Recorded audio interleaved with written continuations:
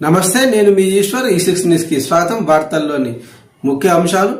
సర్దార్ సర్వాయి పాపన్న గౌడ్ 375వ జయంతి పురస్కరించుకుని సంగారెడ్డి కలెక్టరేట్ ఎదుట ఏర్పాటు చేసిన విగ్రహాన్ని తెలంగాణ రాష్ట్ర వైద్య ఆరోగ్య శాఖ మంత్రి దామోదర్ రాజనరసింహ ఆవిష్కరించారు. అనంతరం విగ్రహానికి పూలమాల వేసిన మంత్రి.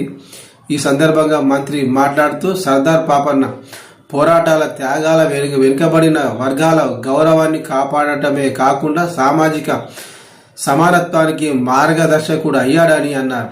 ఆయన జయంతిని రాష్ట్ర స్థాయి వేడుకలుగా జరపడం గర్వకారణమని పేర్కొన్నారు. ఈ కార్యక్రమంలో టీజీఐఏసీ చైర్మన్ నిర్మలా జగ్గారెడ్డి, సంగారెడ్డి నియోజకవర్గ శాసనసభ్యులు సింత ప్రభాకర్, జిల్లా కలెక్టర్ పి ప్రావీణ్య, జిల్లా ఎస్పీ పారితోష్ పంకజ్, అదనపు కలెక్టర్ చంద్రశేఖర్, గౌడ సంఘం ప్రతినిధులు, వివిధ శాఖల అధికారులు తదితరులు పాల్గొన్నారు.